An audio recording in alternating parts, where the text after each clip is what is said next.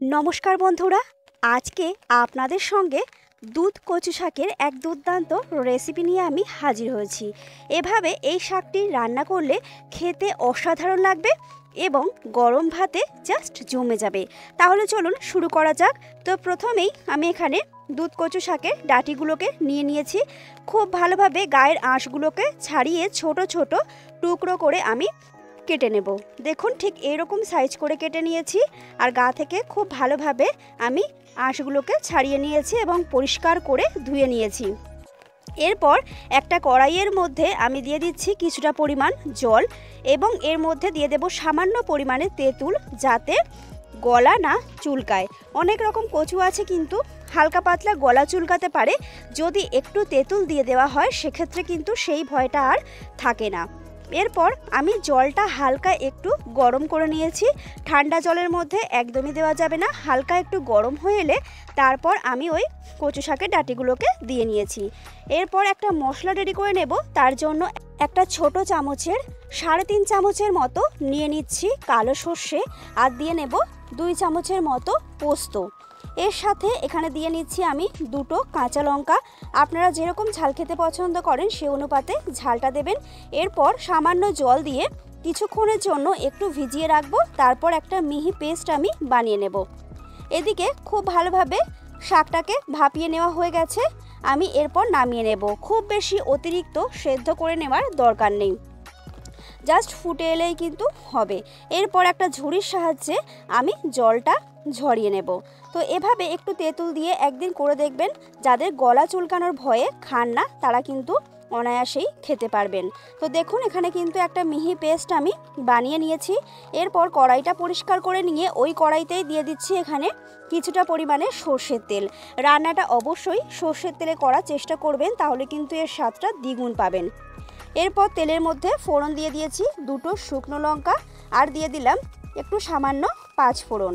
এরপর নাড়াচাড়া করে খুব ভালোভাবে ফোড়নটাকে একটু ভেজে নেব। তারপর ওই তেলের মধ্যে ভাপিয়ে নামিয়ে রাখা কচু শাকটাকে আমি এখানে দিয়ে নিচ্ছি। তেলের মধ্যে কিছুক্ষণ কিন্তু শাকটাকে একটু নাড়াচাড়া করে হালকা করে আমি ভেজে নেব।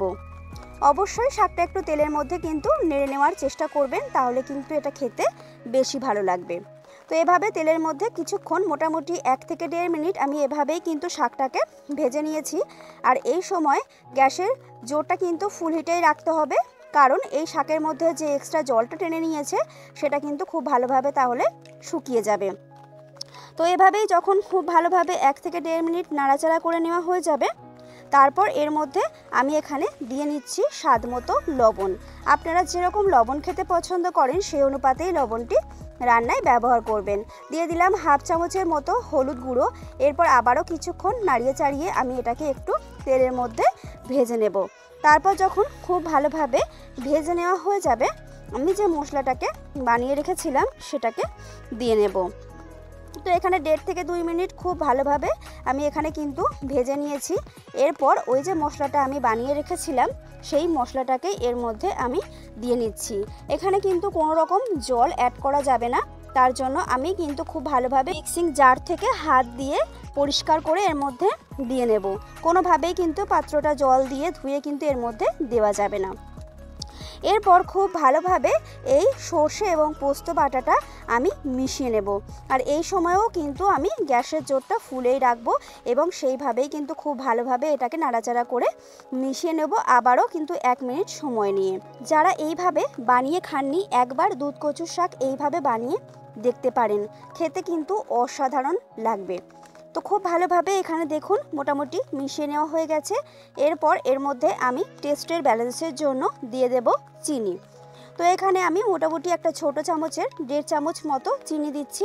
আপনারা যদি আরও একটু মিষ্টি মিষ্টি খেতে পছন্দ করেন সেক্ষেত্রে আরও একটু মিষ্টি এখানে কিন্তু ব্যবহার করতে পারেন।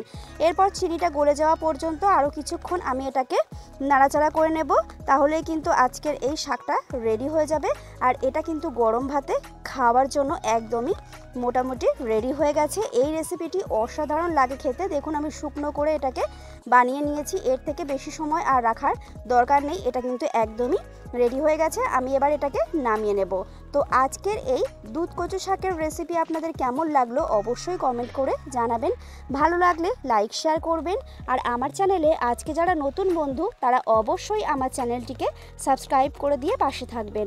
চলুন আজকের মতো টাটা, দেখা হচ্ছে পরের কোনো ভিডিওতে। ততক্ষণ ভালো থাকবেন, সুস্থ থাকবেন।